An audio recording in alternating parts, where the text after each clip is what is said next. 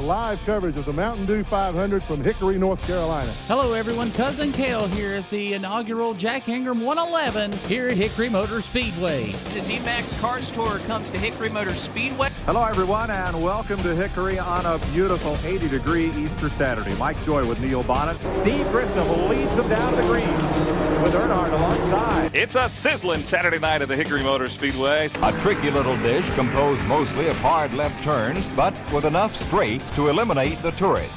For Glenn Jarrett and Neil Bonnet, Mike Joy congratulating Tommy Houston on a great victory here at his home track, Hickory. Off turn 2, it's a freight train of late models thundering down the back straightaway of America's most famous short track. The real key to Hickory is how well you have the car getting up off the corner here. You have to handle well. On a blustery afternoon in Hickory, North Carolina, you are looking at one of America's most famous short tracks, the birthplace of NASCAR stars. This is the Hickory Motor Speedway. Hello, race fans. Cousin Kale coming to you live here from America's most famous podcast.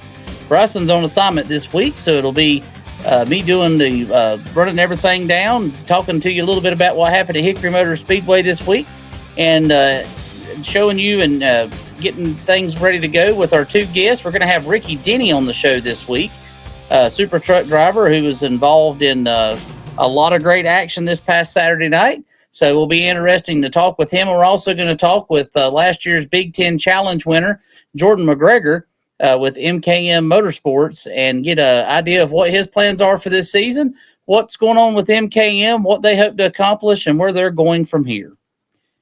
As we dive down into everything, it was Hickory Motor Speedway this week. It was a fantastic week at the racetrack, a little bit light in a couple divisions. The Renegades, we'll talk about them first.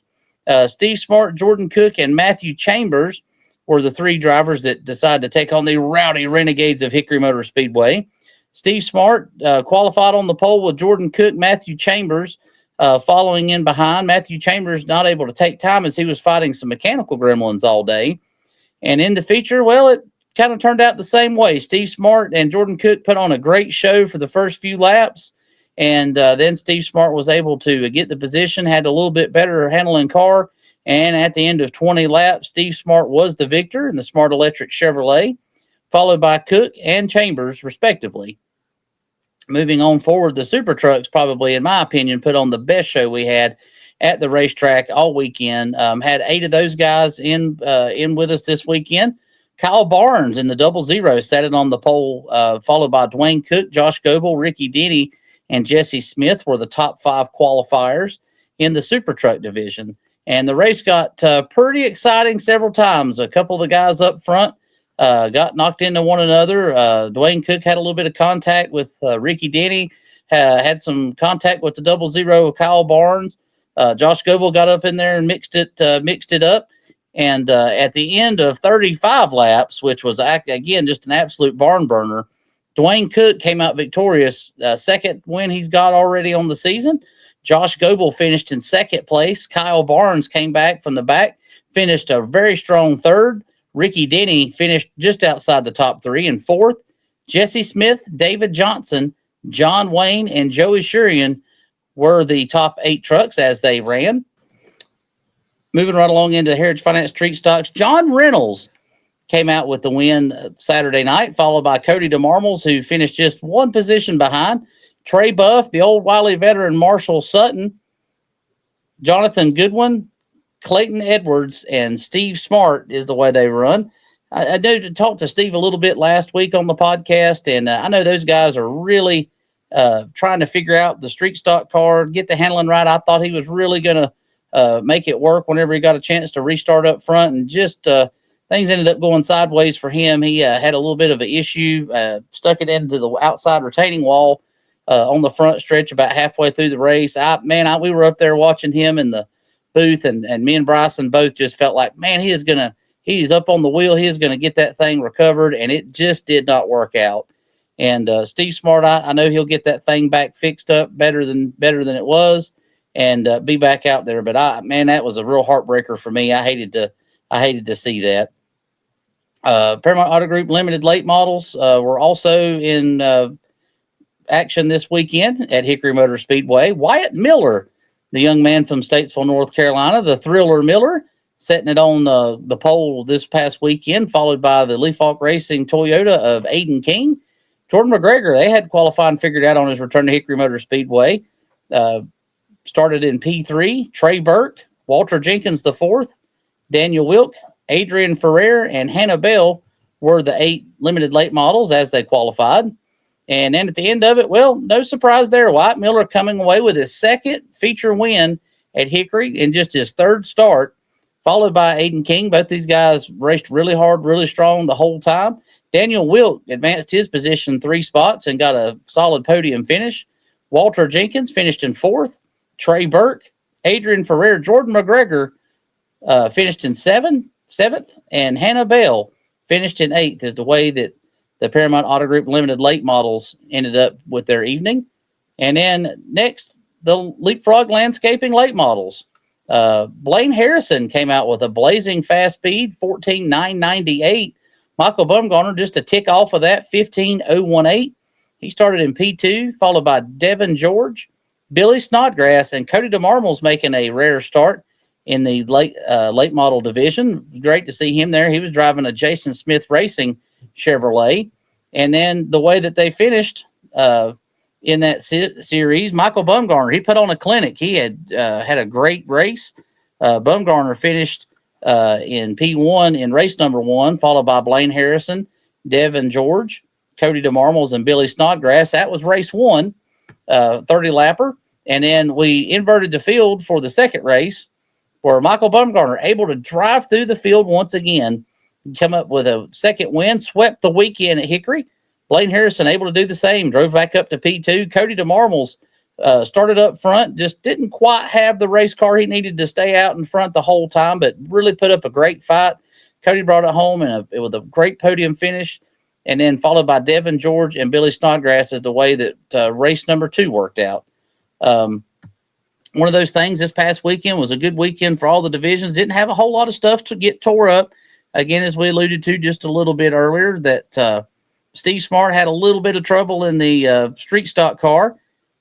Super unfortunate. I was going to maybe try to reach out to him this week and see, hope that they're able to get it straightened out and fixed for the next event. I know that we have a week off at the racetrack. We will be racing at Hickory this weekend, but it'll be the Smart Mods coming into town for the Hickory 100 and with a few supporting divisions as well. So you'll make sure to want to catch that one live on Flow Racing. And you can also come out to the track. We'd love to have you on Saturday night. But great weekend for everybody. I definitely have to say, in my personal opinion, the street stock race and the truck race were the 2 big winners this weekend. Great action in both of them. Hard racing. I'd say the truck race maybe a little bit more rough and tumble, if you will, beating and banging, having to figure out how to get through there. 8 tires seemed to grip a little better than 4 at times. But super great racing action just anywhere you looked at.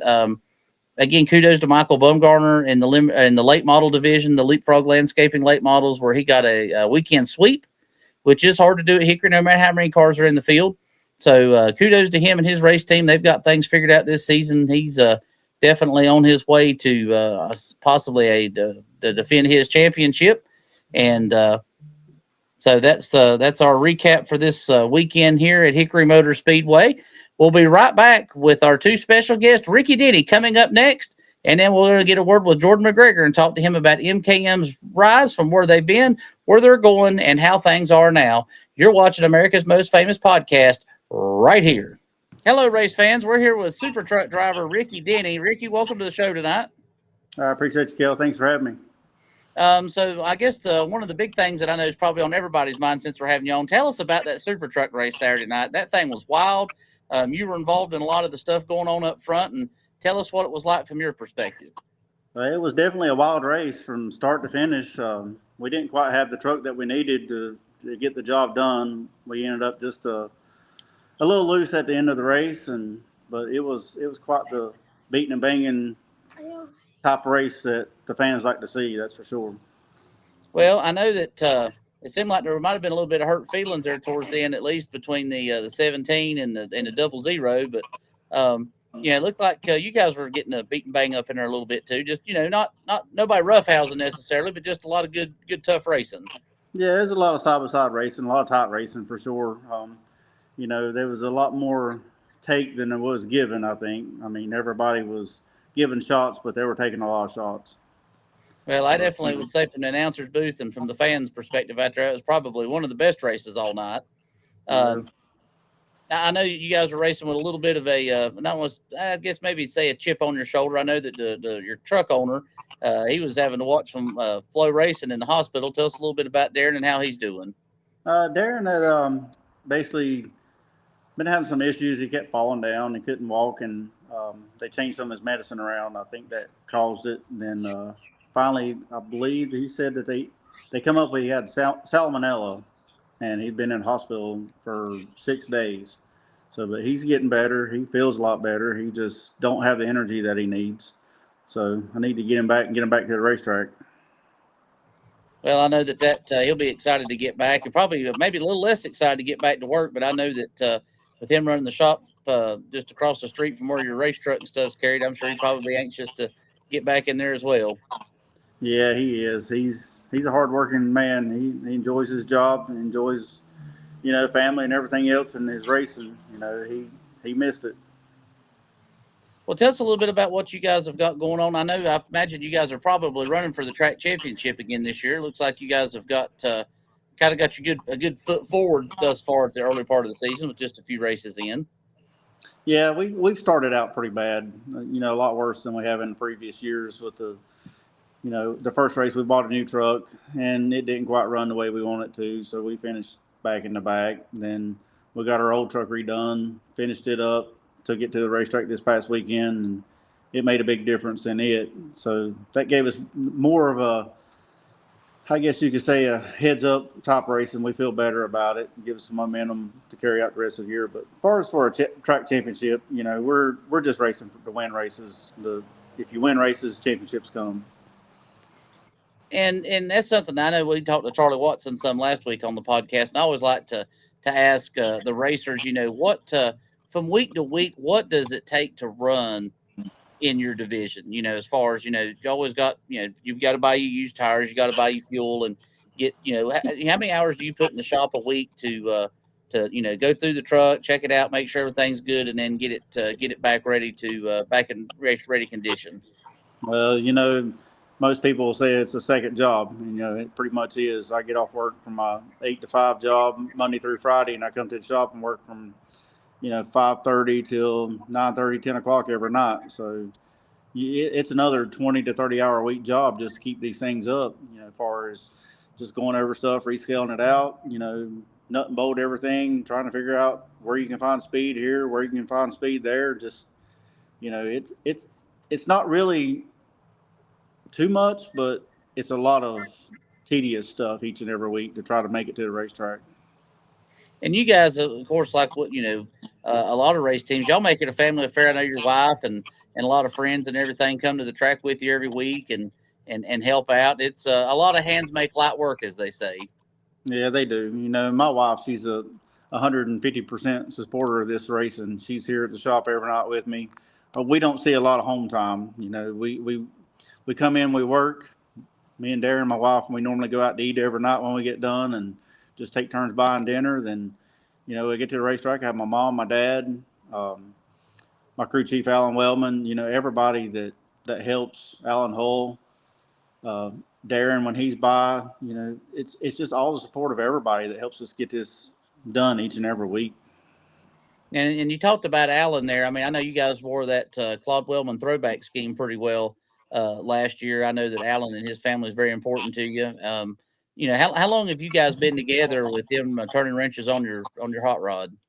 I've known Alan. I didn't really know him, but I know who he was my whole entire racing career. I bought a truck in 2007 and raced my first race in 2007 at Hickory in a truck. In 2008, I got in a wreck and tore the rear clip off of it. And I actually took it to Alan and get it fixed. And me and him got to talking, and we just become pretty good friends. I took him to the lake. We went fishing. We fished a lot of fishing tournaments together in the summertime. And, that's kind of our relaxation away from the racing. But since probably about 2008, we've really come pretty close. And from 2010, he started helping me full time on the truck as far as going to the racetrack each and every week. We won the track championship at Tri-County in the trucks in 2010. We backed it up in 2011 with him helping me. Then we raced together to about 2015, and I just got tired of racing. I sold all my racing stuff, and then Darren asked me to drive his stuff in 2020, and I started driving his toward the end of the year in 2020. And I know it took you guys just a little bit of time to get successful with that. I know it's something me and you talked about a little bit when I got first started my announcing career there at the racetrack, that you'd run a lot of laps at Hickory at that time, and just it was hard for you to get a win there. And how once the first one came, it just seemed like you guys just kind of kept stacking them up. Yeah, and that's all about being in really good equipment. I didn't have good stuff when I was racing. I had what I could afford. I started out racing at Hickory in 1994 in a 4-cylinder and a mini stocks down there. And, I could run good in a mini stock, but I just could never win. I just couldn't outdollar the high dollar 4-cylinder motors that everybody else had. I had to rely on that paycheck each week to get back to the race the next week. We would race at Hickory on Saturdays, Tri-County on Fridays, and race 2 nights a week that way. But, I've just been blessed really and truly over the years with people that's helped me. But, Darren puts me in good equipment each and every week. He spends the money where he needs to spend it at to go fast to make you look good is what he does. And that's, something I've noticed this season versus last season. I know the particular division was a little light last year. I've had a lot more trucks, at least, the first few races here of the season, had a lot more of those guys show up. And that's got to be good to see. I mean, I know that, there's more people there. I know that some of the other competitors that have ran with us in the past are back, and that's got to be good to see. And I'm sure it probably excites you too, just having some more competition. And it's not just competition, just somebody logging laps. It's actually good trucks out there. Oh, it is. And with the Southeast deal, basically shutting the doors there, that opened up the door to put some other trucks like the Jesse Smith guy and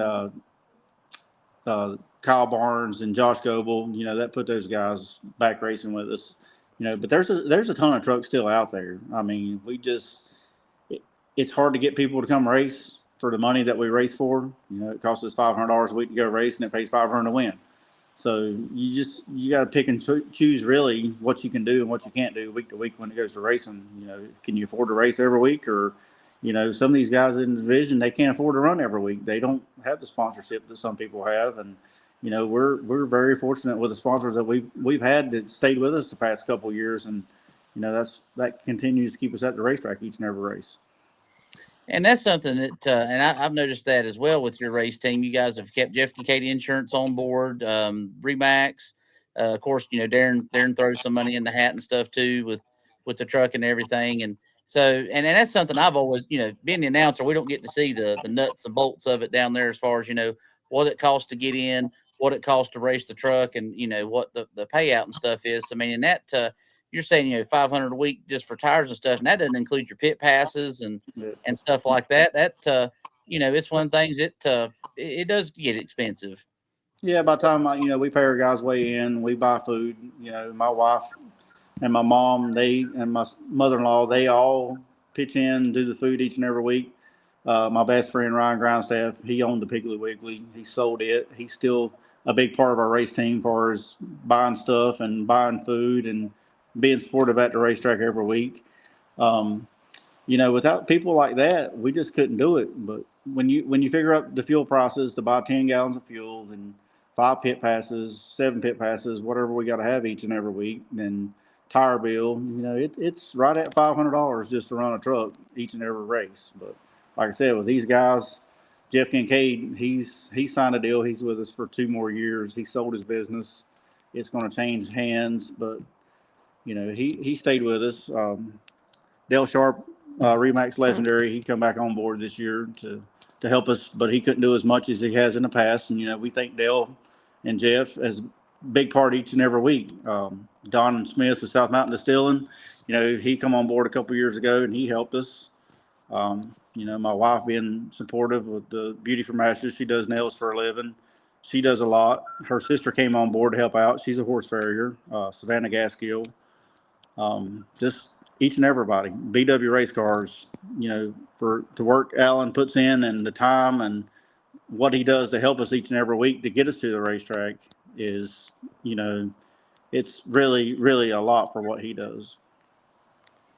Yeah, and I mean, how long has he been doing stuff like that? I remember being a kid going out, back towards Shelby and stuff like that. I'd always see, I guess, his dad's shop there on the right, as you'd go out through there and stuff. How long has Alan been doing all this stuff? I guess, is he kind of, he's grown up in the sport too. Has it kind of been just a labor of love for him since he was a kid too? Yeah, and it was Alan's uncle, Bobby Wellman, was the owner of BW Race Cars. When Bobby passed away, Alan wanted to keep the business going, so he bought into the business and continued to do it.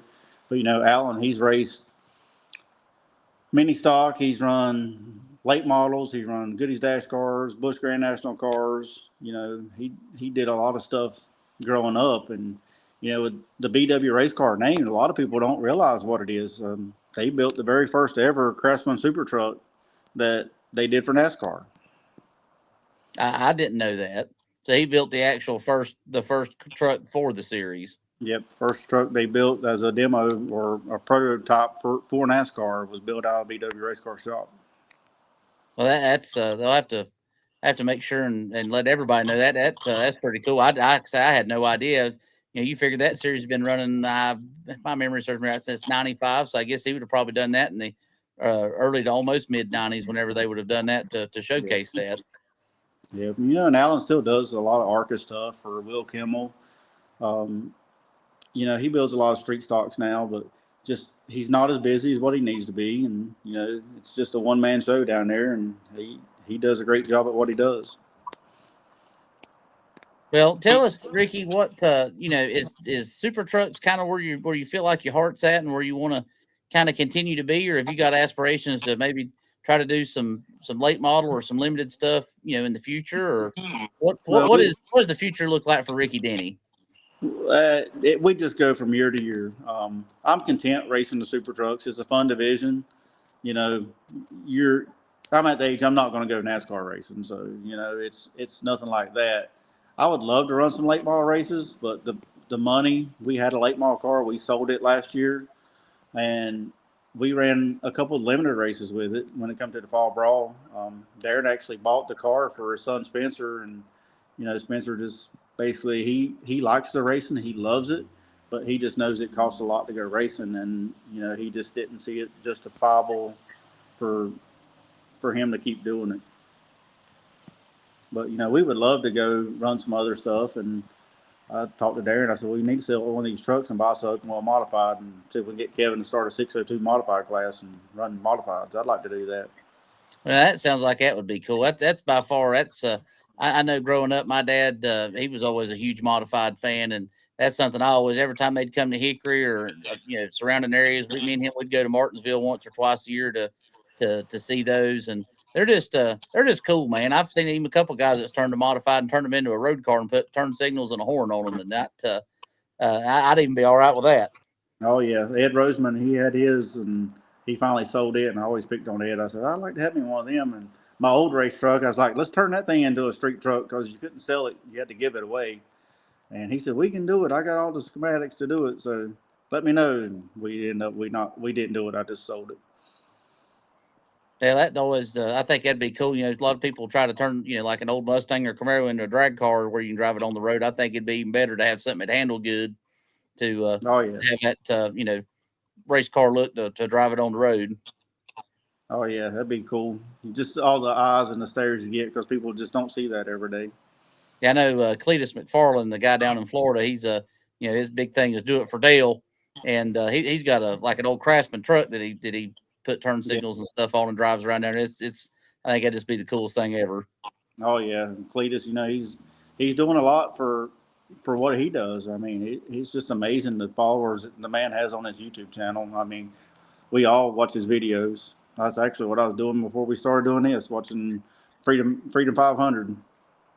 Yeah, and that's getting to be a big deal. I was listening to NASCAR on Sirius yesterday, and Greg Biffle was just down there for that and was talking about it. It brings in a lot a lot of people from the sport and a lot of people that just enjoy racing. It's not you're not driving a $50,000 hot rod. You're driving around the good old Crown Vic and stuff. And I like watching the stuff that they do. They're there to have a good time. Oh yeah, it's just like anything else. If you're a racer, you'll drive anything that's got four wheels and a steering wheel. That's right. Well, Ricky, I appreciate you so much for coming on the show tonight. Good luck in 2 weeks when we come back to Hickory Motor Speedway. I believe you guys are racing in 2 weeks' time, or are you off that week?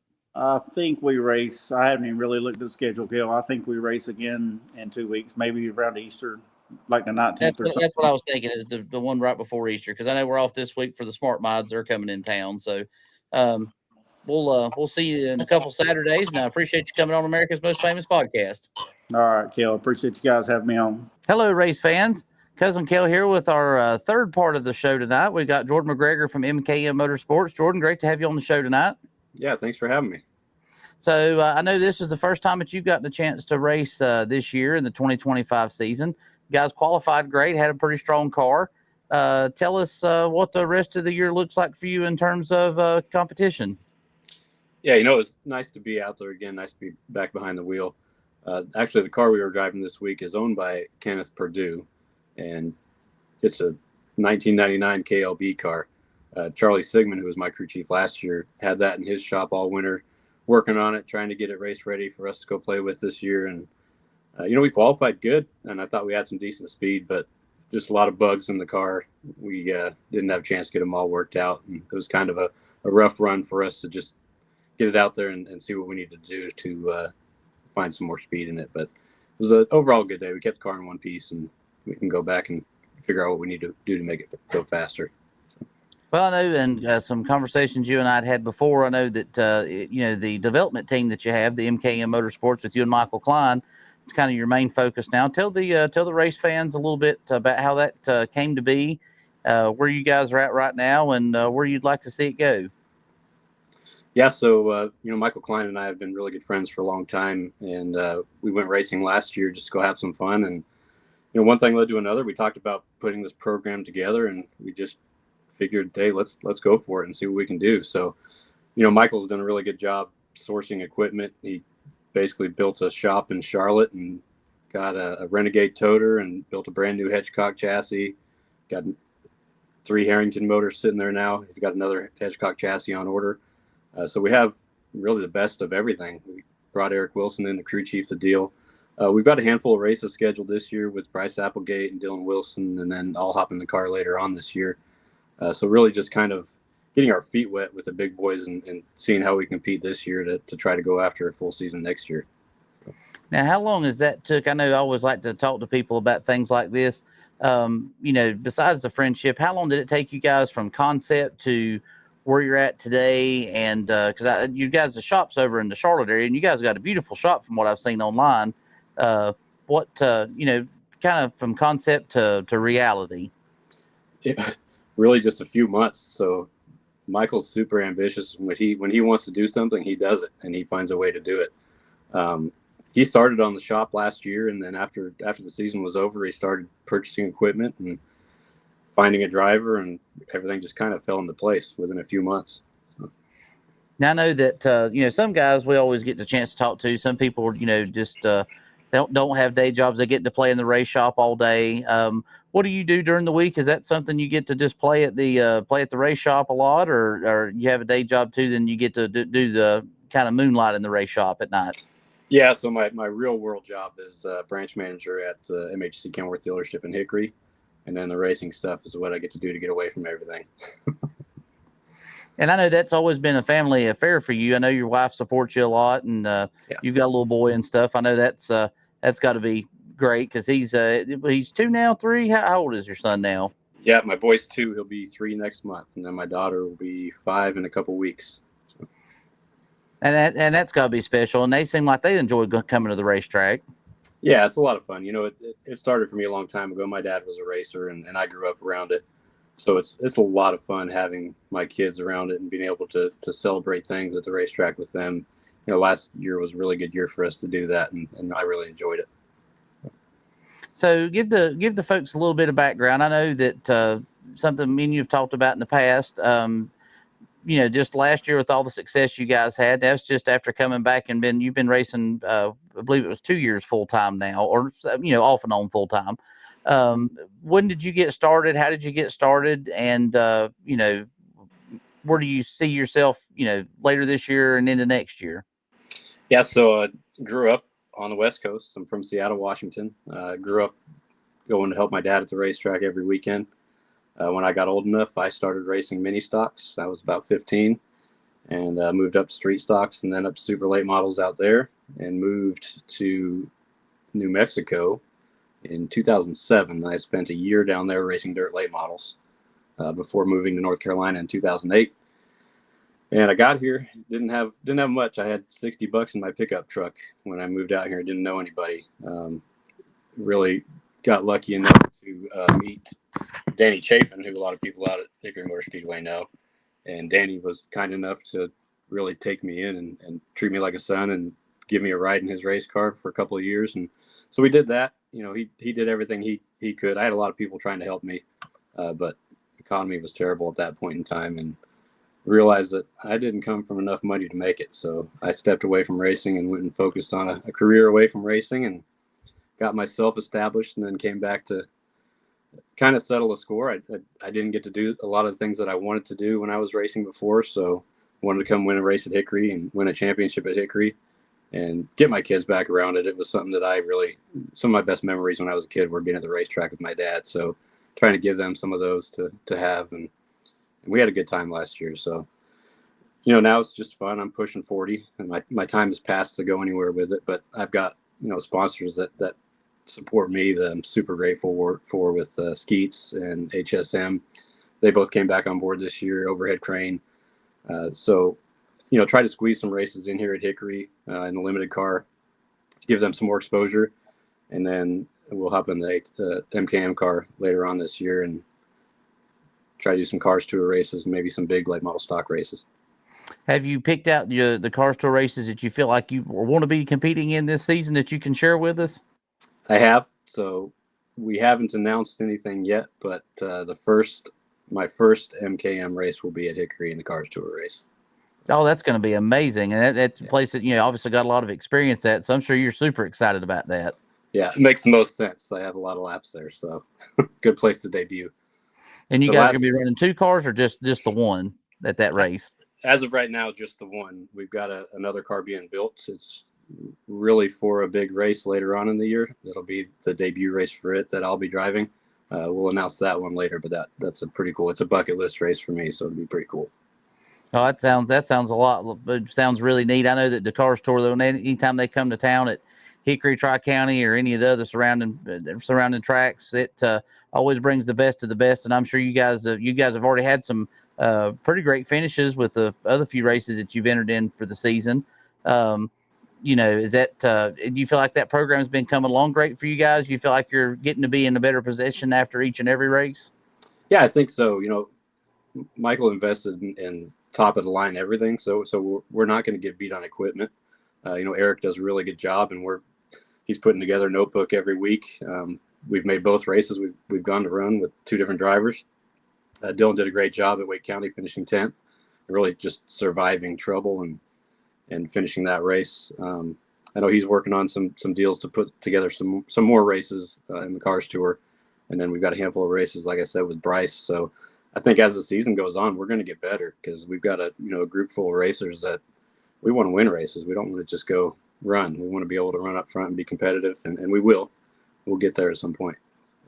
I'm excited to see what you guys are able to do. I always love whenever people come from, seemingly humble beginnings. 18 months ago, this was just kind of a dream or, something you guys were thinking about doing, and now to see it come into fruition and really start coming along, that's got to really be special. Yeah, it's pretty cool. My whole life I raced just doing it myself and not necessarily having the best of everything, but doing the best I could with what I had. And to see a shop with equipment like we've got right now, it's pretty amazing. One thing I'd like to touch on, and I know you said you came from out west. What brought you to the East Coast? Was it racing? Was it personal? Was it just a change of scenery, trying something new? What brought you all the way this way?